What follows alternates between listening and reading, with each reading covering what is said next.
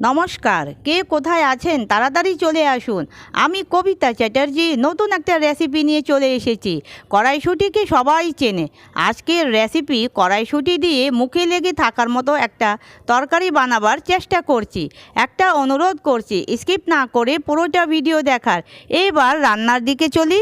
এখানে আমি পেঁয়াজ, দুটো টমেটো, দুটো কাঁচা লঙ্কা আর একটু আদা নিয়েছি। আর এখানে নিয়েছি 4খানা ডিম।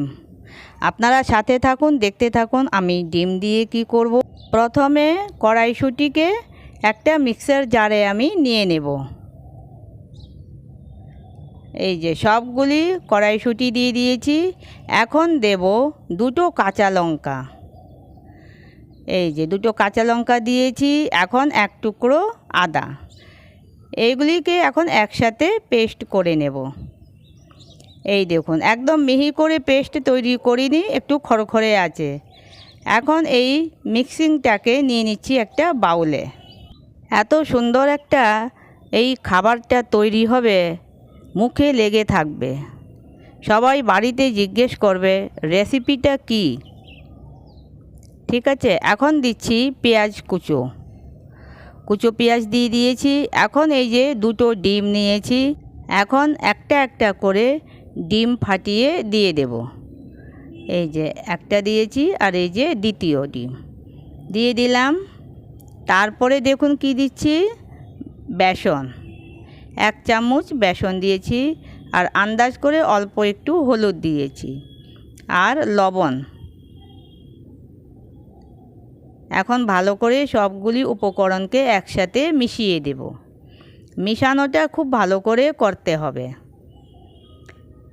মিশানোর পরে এটাকে একটা প্লেট দিয়ে ঢেকে রেখে দেব। এই দেখুন মিশানো হয়ে গেছে আমার। এই যে এখন আমি ঢাকা দিয়ে দিয়েছি, প্রায় 15 মিনিট রাখা থাকবে। এখন বেসনটাকে একটা শুকনো খোলায় কড়াইতে ভেজে নিচ্ছি। তেল ছাড়া রোস্ট করতে হবে বেসনটাকে। বেসন থেকে যখন সুন্দর একটা ভালো এরোমা বেরোবে আর একটু কালার চেঞ্জ হয়ে যাবে, তখন এটা ভাজা হয়ে যাবে। এদিকে তেল গরম হয়ে গেছে। তারপরে ওই যে পেস্ট বানিয়ে রেখেছিলাম কড়াইশুঁটি দিয়ে ডিম দিয়ে, সেটার এই এক একটা বড়া মতন ভেজে নেব। এই যে এক এক চামচ করে তেলে দিচ্ছি। যেরকম পাকোড়ি ভাজি আমরা, সেরকমই এক এক চামচ দিয়ে বড়া ভেজে নিচ্ছি। আমার বড়াগুলি তো অনেকটাই আমি বড় করে নিয়েছি, আপনারা ছোট সাইজও করতে পারেন। এইভাবে সবগুলি বড়াকে ভেজে নেব। এক সাইড হয়ে গেলে আরেক সাইড পাল্টিয়ে দেব। এদিকে এটা ভাজা হতে থাকুক, এদিকে মশলাটা তৈরি করে নেই। ওই জারেতেই নিয়ে নিচ্ছি দুটো পেঁয়াজ কুচোনো। এই যে সবটা পেঁয়াজ দিয়ে দিচ্ছি। তারপরে দেব কাঁচা লঙ্কা আর আদা। এই যে আদা দিয়ে দিলাম আর দুটো কাঁচা লঙ্কা দিয়ে দিয়েছি। এখন এটার একটা মিহি পেস্ট তৈরি করে নেব। এই যে হয়ে গেছে আমার পেস্ট তৈরি। আর এদিকে এগুলি ভাজাও হয়ে গেছে। এক এক করে এখন একটা প্লেটে নামিয়ে নেব। খুব সুন্দর ভাজা হয়েছে, কালারটা খুব সুন্দর হয়েছে। এই যে এখন আমি প্লেটে নামিয়ে নিচ্ছি। আবার দিয়ে দিচ্ছি ওই কড়াইতে। এইভাবে সবগুলি বড়া ভেজে নেব। এই যে আমার পেঁয়াজের পেস্টটা তৈরি হয়ে গেছে। এখানে আমি দুটো টমেটো কেটে নিয়েছি আর এই টমেটোর আমি পিউরি তৈরি করে নিয়েছি। এই যে খুব মিহি করে হয়েছে। আর এদিকে এই বড়াগুলিও ভাজা হয়ে গেছে। এক সাইড হয়ে গেছে, আরেক সাইড পাল্টিয়ে দিয়েছি। তারপরে এগুলিকে নামিয়ে নেব। এই দেখুন সব বড়া ভাজা হয়ে গেছে আমার। এখন তেল আরেকটু দিলাম, দিয়ে তারপরে দিয়ে দিলাম হিং। হিং দেওয়ার পরে দিয়ে দিচ্ছি গোটা জিরে। তারপরে ওই পেঁয়াজের পেস্ট দিয়ে এখন ভালো করে একটু মিক্স করে দিচ্ছি আর ভালো করে মশলাটাকে কষিয়ে নেব। এই মশলাটা ততক্ষণ ভাজবো যতক্ষণ পেঁয়াজ রসুনের কাঁচা গন্ধটা না চলে যাক। এই দেখুন ভালো কষানো হয়ে গেছে। এখন দিয়ে দিচ্ছি টমেটো পিউরিটা। এখন পেঁয়াজের মশলার সাথে টমেটো পিউরিকে ভালো করে মিক্স করে দিচ্ছি। মিক্স করার পরে একটু ভালো করে কষিয়ে নেব। মশলা যত ভালো করে কষাবেন অতই রান্নার স্বাদ হবে। আন্দাজ করে হলুদ দিয়ে দিয়েছি হাফ চামচের মতো। এই দেখুন কালারটা খুব সুন্দর হয়ে গেছে। ঢাকা দিয়ে দিয়েছি। ঢাকা দিয়ে এই দেখুন কি সুন্দর কষানো হচ্ছে। ঢাকা দিয়ে মশলাটাকে কষিয়ে নেব। রান্না একটা আর্ট। রান্না করার সময় নিজের মাথা আর মনটাকে একদম শান্ত করে রাখতে হয়, তাহলেই রান্নাটা আর স্বাদ হয়। এখন দিয়ে দিচ্ছি ধনের গুঁড়ো 1 চামচ, তারপরে দেব হাফ চামচ জিরের গুঁড়ো দিয়ে আবার ভালো করে মিক্স করে নিচ্ছি।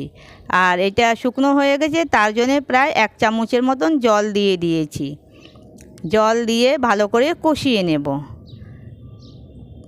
একটু টাইম লাগে মশলাটা ভাজতে। মশলা যদি ভালো করে না ভাজা হয় তাহলে রান্নার আর স্বাদ হবে না, কাঁচা কাঁচা লাগবে। সেই জন্যই একটু মনটাকে স্থির করে রান্না করতে হবে। এই দেখুন কষানো হয়ে গেছে, মশলা তেল ছেড়ে দিয়েছে। এখন দিয়ে দিচ্ছি রোস্ট করে রেখেছিলাম যে বেসনটা, সেটা দিয়ে দিলাম। সেটা দিয়ে আবার একটু ভালো করে কষিয়ে নেব। এই দেখুন কি সুন্দর ভাজা হচ্ছে আর খুব সুন্দর একটা গন্ধ বেরোচ্ছে। এই যে কষানো হয়ে গেছে আমার। এখন আমি গরম জল দিয়ে দিচ্ছি গ্রেভির জন্যে। গ্রেভিটা আপনারা নিজেদের আন্দাজে রাখবেন। আমি তো একটু গাঢ় গাঢ় রাখবো, বেশি ঝোল করব না, বেশি ঝোল ভালো লাগে না। আন্দাজ করে লবণ দিয়ে দিয়েছি। এখন এটা একটু বয়েল হবে। বয়েল হওয়ার পরে দিয়ে দেব সেই বড়া ভাজাগুলি। এই যে আমি এখন এক এক করে দিয়ে দিচ্ছি বড়াগুলি। বড়াগুলি দেওয়ার পরে বেশি টাইম লাগবে না। এই যে একটু মিশিয়ে দিলাম। মিশিয়ে দেওয়ার পরে এখন একটুখানি দিচ্ছি কাসুরি মেথি। অল্প করে দিয়েছি, বেশি দেই নেই। এই যে এগুলিকে মিশিয়ে দিলাম। ঢাকা দিয়ে দিয়েছি। ঢাকা খুলে এখন দেখছি কি সুন্দর কালার হয়েছে। এখন একটু দিয়ে দিলাম গরম মশলা। গরম মশলাটা একটু মিশিয়ে দিলাম। দেওয়ার পরে ঢেকে দিয়েছি। তরকারিটা এখন একদম ফুলফিল রেডি। এবার সার্ভ করে নেওয়ার পালা। এই দেখুন আমি একটা বড় বাউলে সার্ভ করে নিয়েছি। আর কি সুন্দর দেখা যাচ্ছে। যেমনি এটার গন্ধ বেরোচ্ছে খুব ভালো, সেমনি কালারটা খুব সুন্দর হয়েছে আর খেতেও সেরকম আস্বাদ হয়েছে। আপনারা বাড়িতে একবার রান্না করে দেখবেন, খুব সুন্দর, খুব ভালো লাগে খেতে। আমার ফ্যামিলির বাড়ির লোকেরা আর কি সবাই খুব ভালো বলেছে আর জিজ্ঞেস করতেছিল রেসিপিটা কি। আপনিও রান্না করবেন আপনাদের বাড়িতে, সবাই জিজ্ঞেস করবে রেসিপিটা কি। সেই জন্যেই যদি আমার এই রেসিপিটা ভালো লাগে তাহলে একটা লাইক, শেয়ার আর সাবস্ক্রাইব করার অনুরোধ রইল। আমি নতুন একটা রেসিপি নিয়ে তাড়াতাড়ি চলে আসবো আপনাদের সামনে। হাসতে থাকুন, হাসাতে থাকুন। Bye bye.